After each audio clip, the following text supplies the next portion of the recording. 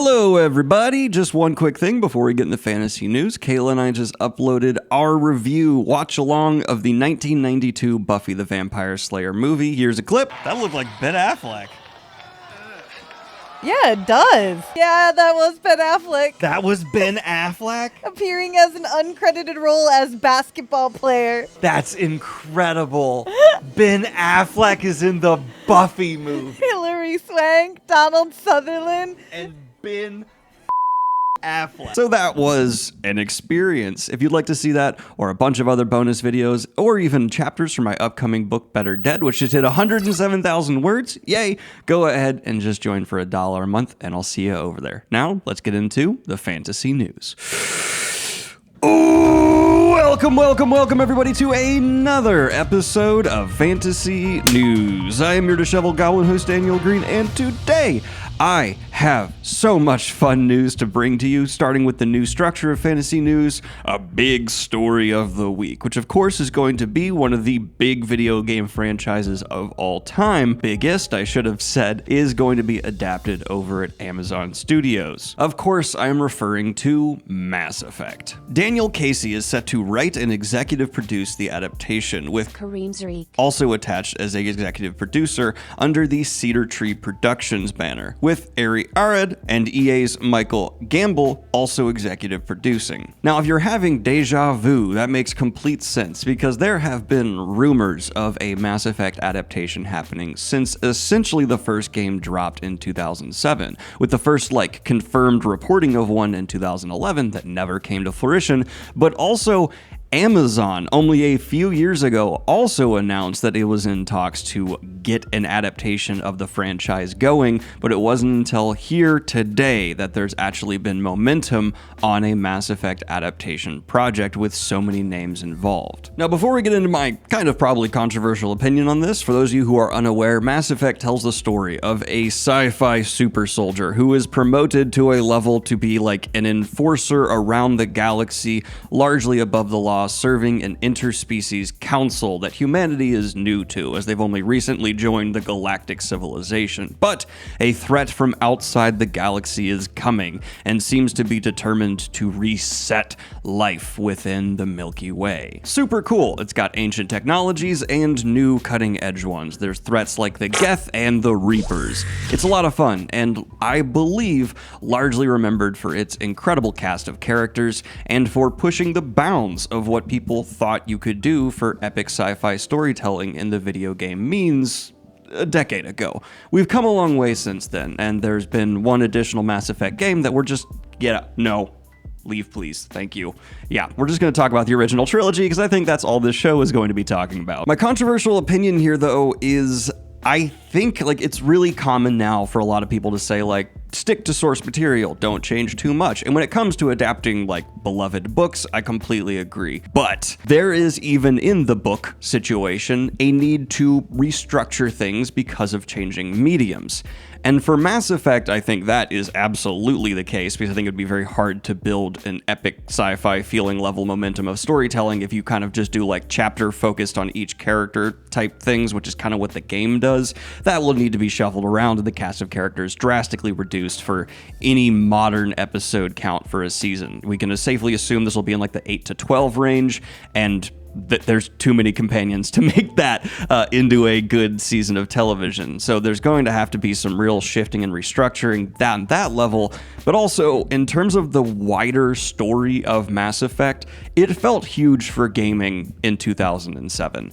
But in terms of being something that'll feel stand out in the day and age of us getting a Foundation adaptation, Silo, Fallout, so many things, I think it needs to be rewritten a lot. Not in a way where we get rid of the Reapers or the Geth or change who Commander Shepard is, absolutely not. But the delivery of information and the lore could be punched up, in my opinion, to be updated for the modern era and feel a bit more in line with the trends of science fiction. I just think a lot of people love those games for the characters and the story, and especially its conclusion. If you remember, the ending of the game was not super well received for the third entry that kind of concluded the original trilogy. Who are you? I am the catalyst.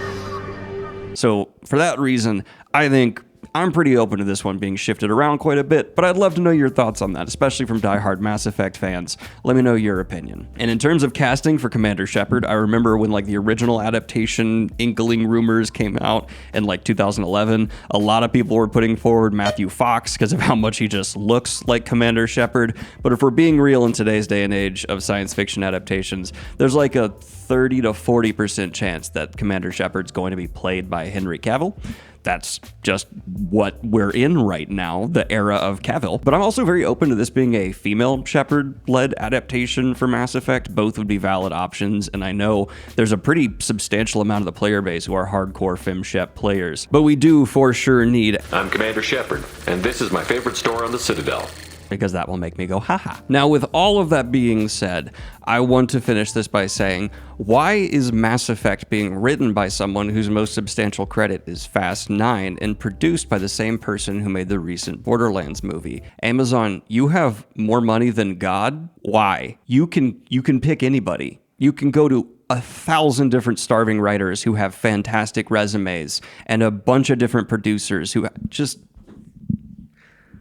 Do you like pain? Okay, just because I know people are going to ask if I don't go through it, here's who I would cut from which game. In Mass Effect 1, you have the smallest crew, therefore the easiest, just simple cut, and that would be Kaidan. As much as he actually comes to be one of the best characters in Mass Effect 3, we just don't have time for that, and a whole lot of what he develops into can be handed off to another specific other character that parallels him. Moving on to Mass Effect 2, things get a little harder, but actually not that much, because we just scrapped the DLC 2, who, let's be honest, feel like DLC, despite how cool they can be. Then we're going to also cut Jacob, because I think there was a lot more potential to Jacob's character, but they kind of did him dirty with him just having not the most profound emotional arc or anything beyond just a whole lot of people kind of finishing his quest early and then being like, all right, I kind of get the game. I'm a little grounded into it. Then we can also cut Samara, not because she isn't awesome in Mass Effect 2. I actually think Samara is really cool, but the impact on the direct story is a bit less than a lot others. And then when it comes to Mass Effect 3, essentially no longer going to be important to the story, which is a bummer because she is cool. But in Mass Effect 3, get rid of Javik because Javik, while he's really cool for what he is lore-wise, can essentially be replaced with a small info dump and does not impact the story much. Then we're also unfortunately kind of cut James. I can't really explain this too much beyond just he's funny, he's got a good personality, but he's not really doing anything for the wider story at this point. And what you end up happening here is someone who feels like they're meant for new players in Mass Effect 3, not for people who have played the full trilogy. And then as well, I would keep Grunt in Season 2 for Mass Effect 2, assuming we're doing this in a very standard way.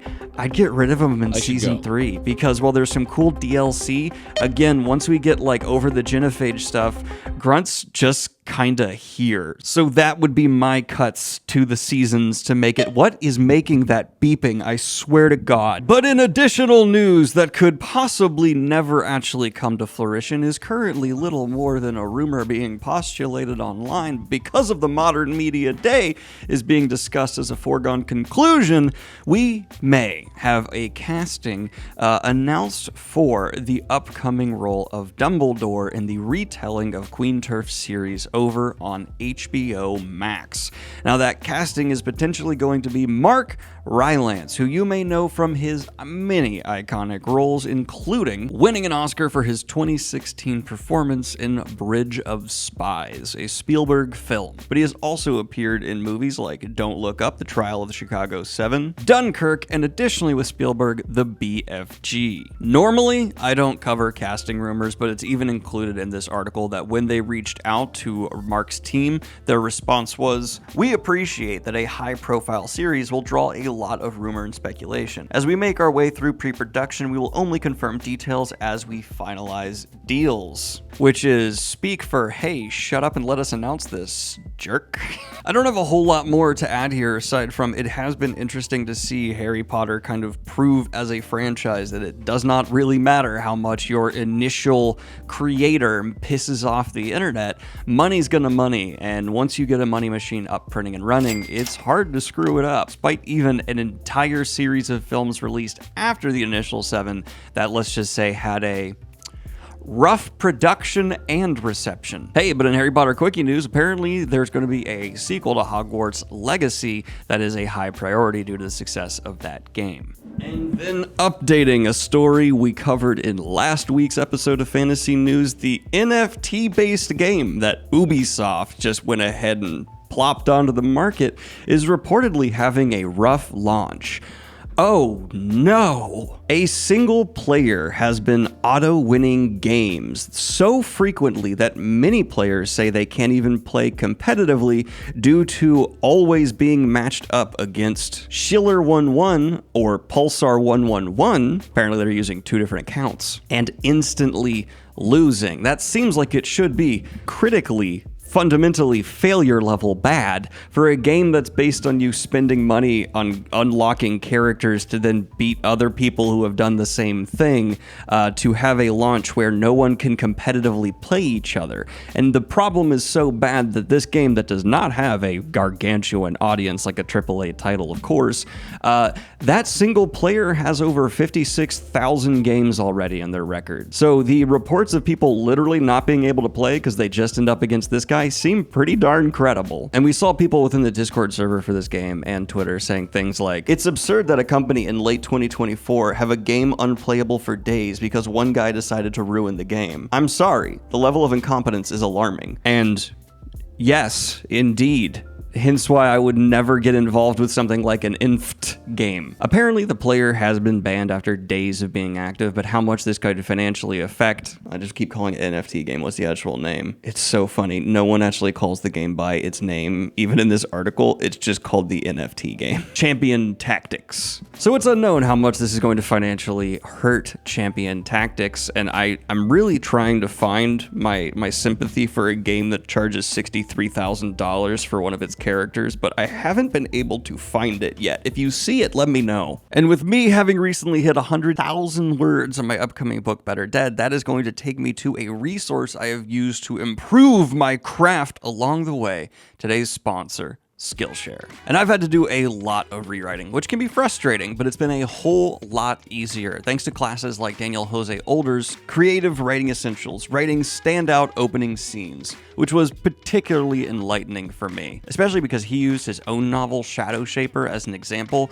which I was able to pull a whole lot of the lessons from learned and apply it to my own writing. Basically, he shows you how to break down a scene and then has a bunch of exercises that help you analyze your characters, the movement and flow, and the structure of the scene itself, which is the kind of, I would say, more technical craft side of writing that many of the writing advice videos you just get here on YouTube can sometimes lack in. Anyway, I just highly recommend you check it out. It's available on Skillshare, which is the largest online learning community in existence, with thousands of classes led by industry experts, all of which help you turn your I want tos into I have dones. And it's not just writing. We have publishing, animation, photography, fashion, design. This is a place where you can have actually a curriculum laid out of related topics to give you a more well-rounded view of whatever skill you're trying to master. And the first 500 people to use my link in the description down below get their first month of Skillshare for free. And if you do so, I can't stress enough how important it is to check out Skillshare's learning paths to get that better rounded view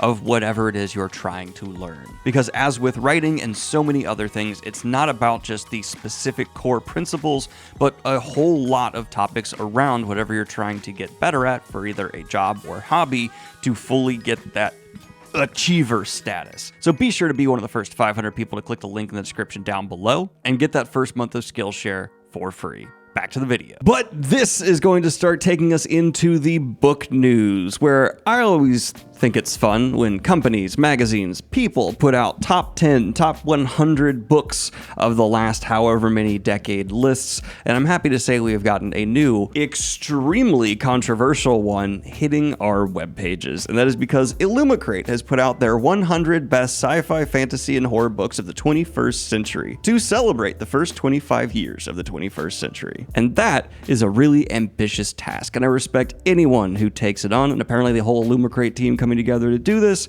ended up with some results that, how many of you are on drugs? Now, don't get me wrong, there's some really good picks on this list ranked credibly high. Murderbot, Greenbone Saga, This Is How You Lose the Time War, all being in like the top 20, great. And I agree with those placements, you know, with my own slight shifts here and there. But then there are other placements on this list that, genuinely concern me, and I want to emphasize to my audience, if you start seeing people near you behave in ways that seem illogical, irrational, disconnected from reality, please do not hesitate to reach out to a professional and try and intervene. Get them the love and attention they need, because I'm sorry, Percy Jackson above Stormlight Archive, above King Killer Chronicles, which I'm not even that big a fan of, above This Is How You Lose the Time War, Greenbone Saga. I'm not a Percy Jackson hater.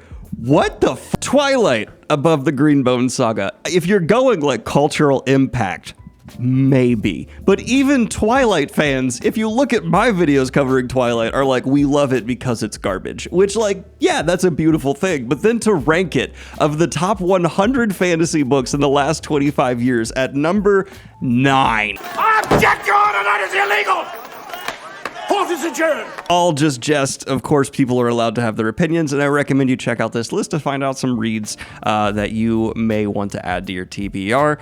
And I'm interested in maybe doing my own top 100 series of the last 25 years. Maybe I'd probably shrink it down to like top 20. Genuinely, it's kind of hard to put these lists together as someone who's done a lot of top 10s. I can't even imagine the effort involved with getting a group of people to agree on a top 100, so kudos.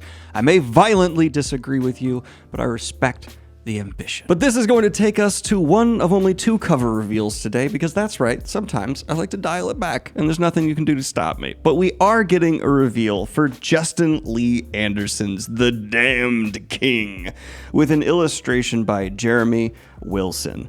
And this style has been so successful for this series, like, it's not one that I would have ever been like, oh, that for sure. But how the covers of this series, this is the 3rd book, I believe, has managed to stand out because of the commitment to this art style, I think has had fantastic results for Justin Lee Anderson. And I'm a big fan of the fact that the main thing it communicates about this series is that it's party focused. You immediately look at this and go, I'm going to get to know that cast of characters in this fantasy world. They're wearing a specific style of costume that informs me a little bit about like who they are and what they're doing. And that is a successful cover, no doubt. Those compliments out of the way, though, I do want to ask, what is this blob? It's driving me nuts. I get the buildings, I get everything else. Is this smoke? What blob is? It looks like someone threw a chicken wing at him. What is it? But for another cover reveal, we had a classic getting a treatment from The Curious King for The Hitchhiker's Guide to the Galaxy by Douglas Adams, which will be available for pre-order November 26th. And from the box casing with a whale stranded in space to the hand with the fish meeting the other hand, I think this is a very cool interpretation of Hitchhiker's Guide to the Galaxy. I think the color choices are a bit on the darker side than I personally would have done. Maybe I'm just so used to seeing vibrant greens in like a lot of the previous releases we've seen for Hitchhikers because of that icon that's become so associated with the series. But that being said, it is a really cool one. And if you want something that's a bit different, a bit more muted, yet also represents the absurd undercurrent of Hitchhiker's Guide to the Galaxy with like a whale floating in the void of space and a hand just trying to hand over a fish, this all works, though I'm not seeing a specific number anywhere on here that I feel like with this design could have been easily snuck in a way that I think would have worked very well. But then one of the biggest authors working today decided to quietly add a book to their upcoming release catalog, and that's going to be from Adrian Tedeschi, who has announced, or kind of just subtly put on websites, Lives of Bitter Rain, a tyrant philosopher's novel. Described as Torokor Braxinta Kazarkand Lamas, the holy Regalate of Stauk, Uzme. Lives of Bitter Rain is the story of Sage Invigilator and okay, what the hell, man? Dyslexia is on hard mode. Lives of Bitter Rain is the story of Sage Invigilator, Angeli of the Palestine Outreach Department, and the accidents and questionable life choices that led her to become resident to Uzme, greatest of the successor states, inheritor to the necromantic dominion that was the Moribrandi Empire and tomorrow's front line in the Palestine relentless march to bring perfection and correctness to an imperfect world. That conflict is the subject of Days of Shattered Faith. This story is about how Angeli ended up so far from home. It begins in distant Jeroker, and it begins with fire. And it'll be available August 7th of 2025. But this is going to take us to some Martin Quickie news, because we get Martin news all the time. How much of it actually comes to fruition? I don't know, but I get comments if I don't cover it. So we're gonna go ahead and say that yes, George R. R. Martin has apparently met with Maisie Williams to discuss a potential project with her. To be clear, he did not, like some headlines are implying, specifically say it was about a Game of Thrones spin-off or something involving Arya Stark, though you can infer that because of Maisie Williams speaking out about being willing to be involved with such a project. Will this actually result in anything at all? Also in this blog was the detail dropped that a Game of Thrones play is being worked on. This is apparently previously known, I just had no idea, and I'm sorry, but what? It's going to cover the tourney at Harrenhal, with Martin saying, our team did a run-through for the managers of a score of West End theaters, and the excitement was palpable, we hear. We have not nailed down our opening day yet, but it looks as though we will have our choice of theaters. What medium will A Song of Ice and Fire hit next? Stay tuned, like and subscribe. But from here, we're going to talk about an interesting piece of artistic preservation, because there has been a project going on in Japan to archive out-of-print manga, but because of international credit, that might be in jeopardy. Manga Library Z has announced that it will be shutting down as of November 26 due to the fact that it was caught distributing adult content without letting its creditors know. And be careful clicking on this website's catalog, because I have no idea how anyone was not aware of that with how upfront and in your face that is. They were apparently left with no choice but to terminate all their payment contracts by the end of October. There was an attempt to reorganize a payment model,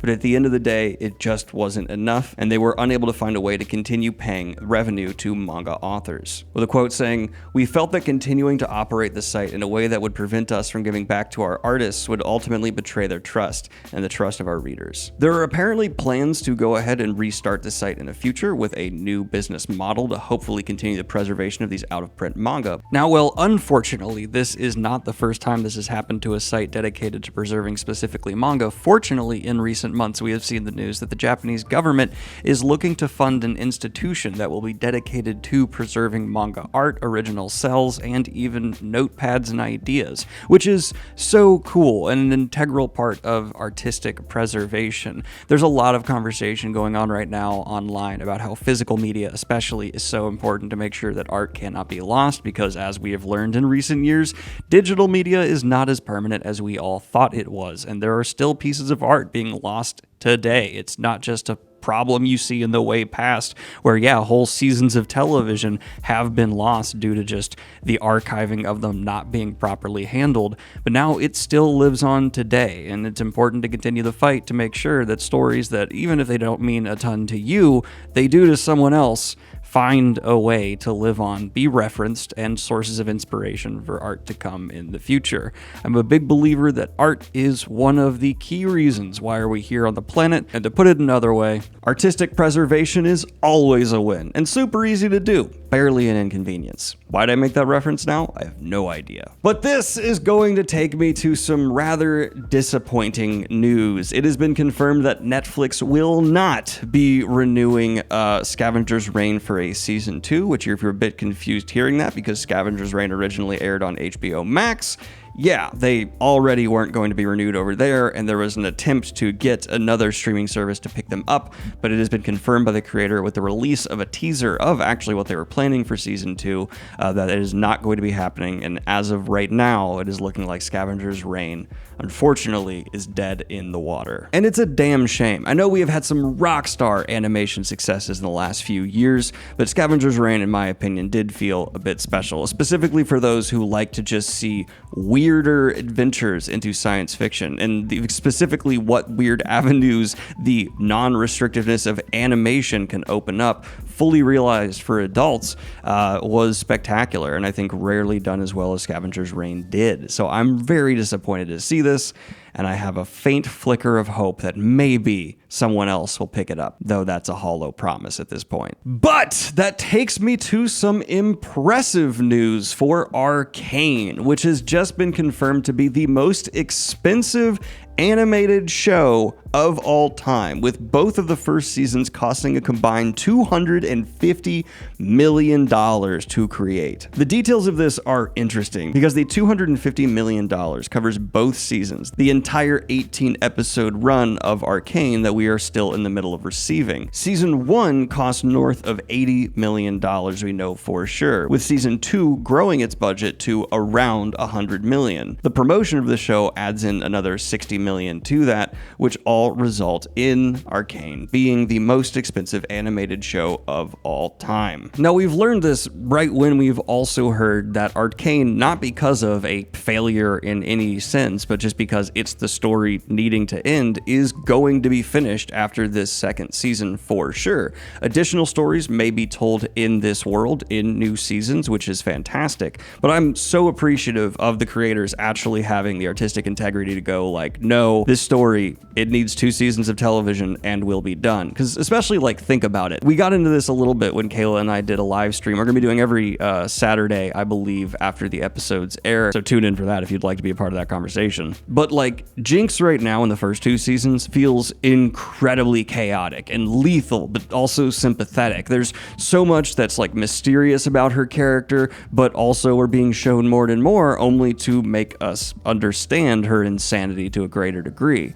In 2 seasons of television, that's sustainable. Imagine season 5 Jinx.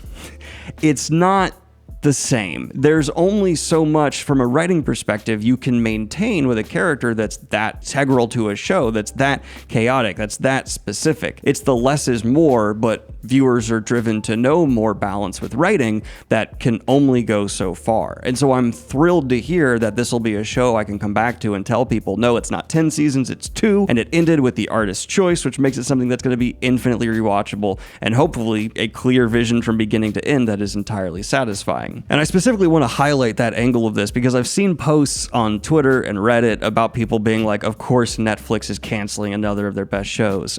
I get there's a lot to criticize about Netflix's handling of shows. I'm not going to disagree with you there. But this isn't an example of that. If anything, I mean, this isn't even produced by Netflix, which I learned during our live stream. It's produced by people who are independent, and Netflix is distributing it for them. So I don't even believe Netflix would have the ability to cancel this one. I mean, this could also explain some of the budget and success and writing actually being good because it's outside of the actual production from Netflix angle. But yeah, I am very happy overall with my experience with Arcane so far, and judging just the first act of season 2 without getting into spoilers, it's just as solid as season 1, though please for the love of God cut down on the music montages. But this brings me to a piece of Quicky news I'm just a big fan of, and that's because it has been confirmed for season 2 of the Fallout show that Macaulay Culkin is going to be joining the cast. Yes, that's right, the Kevin McAllister superstar, who you may also know from his recent appearances on Red Letter Media. If you don't know what Red Letter Media is, watch their most recent episode of The Best of the Worst, and you'll get why it's one of the most long-running and successful YouTube channels on the platform. It's freaking hilarious. And their episodes of Macaulay Culkin are some of the best they've ever done. Did I cover this just as an excuse to shout out Red Letter Media? No, I'm also excited for Macaulay Culkin being involved, but I'm going to use the excuse to shout out Red Letter Media. But for your final story of the day, a quick indie pub promo by a book written from one of you in the audience. And if you'd like to add your book to be promoted here on the channel, add to the waitlist it is,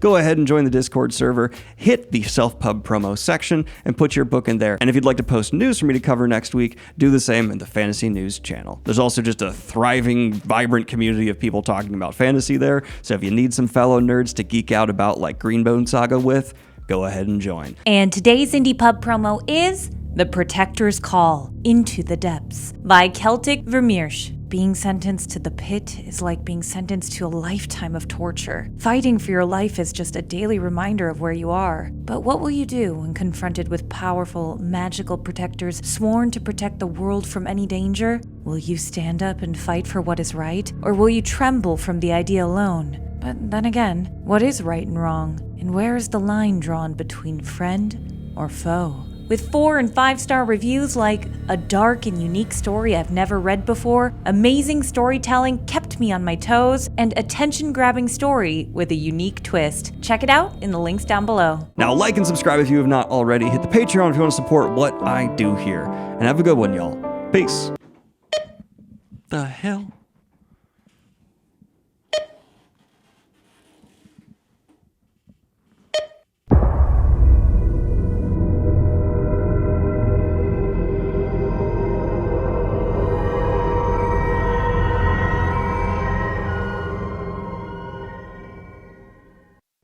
And of course, I'd like to give a special shout out to my latest high tier patron, Akira Makoto. Thank you so much.